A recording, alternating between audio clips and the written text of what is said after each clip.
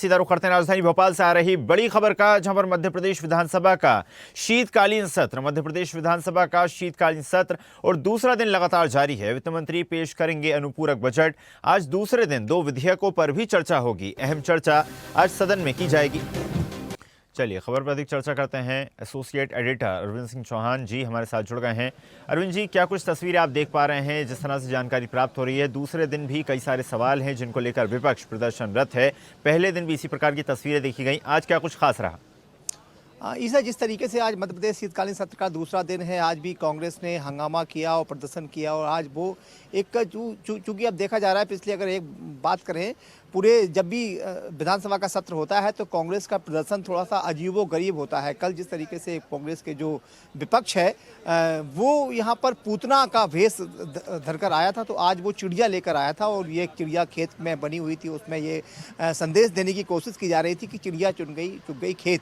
जब उनसे बात की गई तो उनका कहना यह था कि जिस तरीके से यहाँ पर फसलों को नुकसान हुआ है और कल देर रात तक 139 के तहत यहाँ पर जो सदन में चर्चा हुई थी उसमें कृषि मंत्री के जवाब से जो विपक्ष है वो संतुष्ट नहीं है। कृषि मंत्री ने कल इंदर सिंह कसाना ये कहा था कि जब विपक्ष ने सवाल खड़ा किया कि जो नुकसान हुआ है और किसानों को उसका मुआवजा मिलना चाहिए, तो कृषि मंत्री ने ये कह दिया था वेट एंड वॉच, अभी हम देख रहे हैं, देखने के बाद ही निर्णय करेंगे कि कितना किसे मुआवजा देना है। इसी को लेकर आज जो विपक्ष है वो हंगामा कर रहा है। उसका कहना यह है कि अभी तक ये स्पष्ट नहीं हो पाया, जबकि फसल बो दी गई है।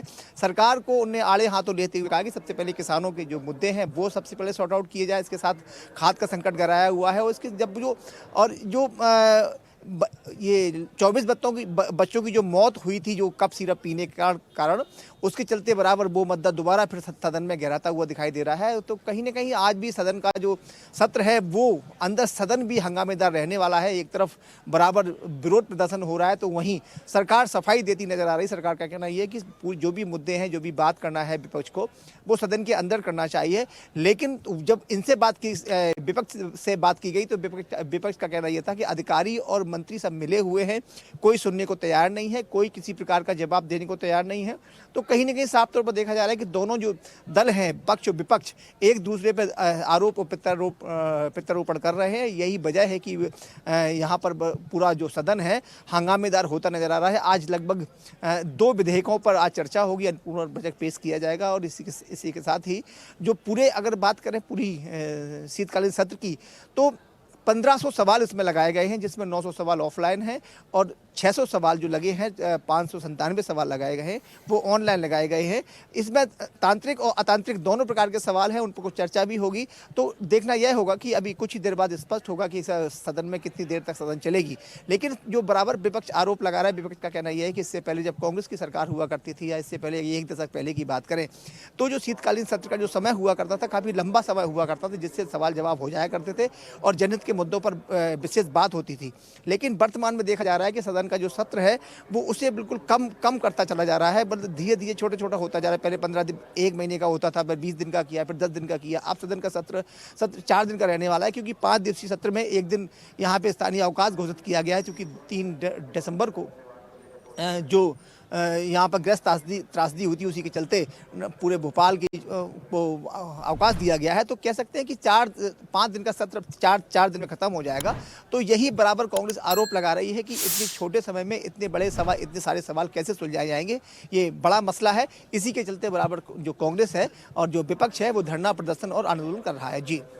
जी बिल्कुल, जिस तरह से आपने बताया कि समय अवधि कहीं ना कहीं कम की गई है। पहले 1 महीने का सत्र होता था, अब 4 दिन का हो रहा है। ये बेहद चिंता का विषय है। लेकिन जिस तरह से किसानों की समस्याओं को लेकर, खाद के मुद्दे को लेकर लगातार विपक्ष प्रदर्शनरत था, कांग्रेस के जो प्रदेश अध्यक्ष हैं वो बोरी लेकर धान की शिवराज सिंह चौहान के निवास पर भी पहुंचे थे और इस मुद्दे को भी लगातार विपक्ष उठाने की कोशिश कर रहा है। क्या माना जाए कि अनुपूरक बजट में किसानों को किसी प्रकार की राहत दी जाएगी?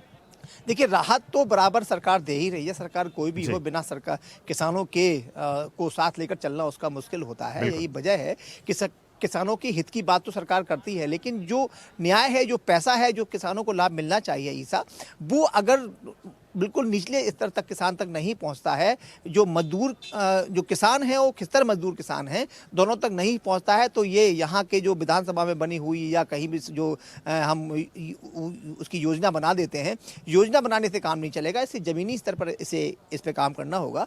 जब तक ज़मीनी स्तर पर जाके काम इस पर नहीं किया जाएगा, आप तय मान लीजिए किसानों की स्थिति ठीक होने वाली नहीं है। यही वजह है कि कांग्रेस और भाजपा दोनों जब कोई भी सत्ता में होता है तो विपक्ष आरोप किसानों को मुद्दा बनाकर आरोप लगाता है।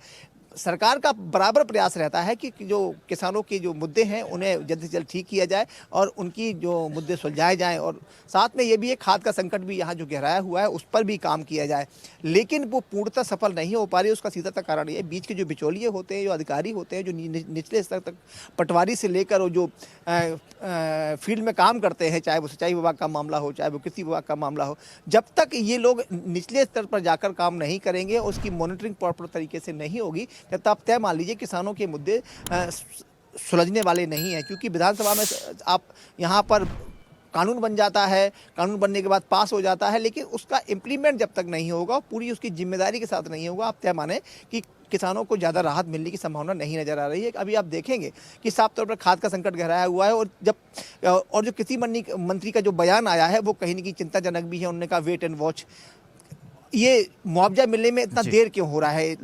किसानों को इतना नुकसान हुआ है, फसलों का नुकसान हुआ है, जो जल्द से जल्द मुआवजा दे देना चाहिए, देना तो है ही। लेकिन जब किसान मंत्री का यह बयान आया कि जब सदन में बयान दिया है कि वेट एंड वॉच, हम अभी प्रतीक्षा कर रहे हैं कि कितना नुकसान हुआ है, तो कहीं न कहीं जो किसान हैं, किसान नेता हैं, उनके माथे पर चिंता की लकीरें हैं कि अब मंत्री का यह बयान आया है तो कब तक पैसा मिलेगा। इसी मुद्दे को लेकर विपक्ष हमलावर है, और बस कुछ ही देर बाद यहाँ पर अन्नपूर्णा बजट पेश किया जाएगा, और कुछ ही शाम तक ये देखना होगा कि कितने सवालों के जवाब मिलते हैं और तांत्रिक और अतांत्रिक कितने सवालों के सलूशन हो पाते हैं, क्योंकि समय बहुत कम है। चिंता का विषय ये भी है। जी बिल्कुल अरविंद जी, बहुत बहुत धन्यवाद मध्य प्रदेश विधानसभा से जुड़ने के लिए और जानकारी साझा करने के लिए। जनता पार्टी को, सरकार को जगाने के लिए हमको रोज नए नए तरीके अपनाने पड़ते हैं। आप देखेंगे कि मध्य प्रदेश का आज किसान परेशान है। किसानों की खेत में फसल हुई नहीं और भावांतर की बात सरकार करती है। खाद के लिए लाइन में लगना पड़ रहा है, समय पे उनको बिजली नहीं मिल रही है। प्याज के दाम इतने गिर चुके हैं कि प्याज सड़कों पे किसानों को फेंकने पड़ रहे हैं। तो किसान परेशान और त्रस्त है, और सरकार ताज़ा खबरों के लिए लाइक, फॉलो और यूट्यूब पर सब्सक्राइब कर बेल आइकन दबाएं। साथ ही हर अपडेट के लिए विजिट करें स्वदेशलाइव.com।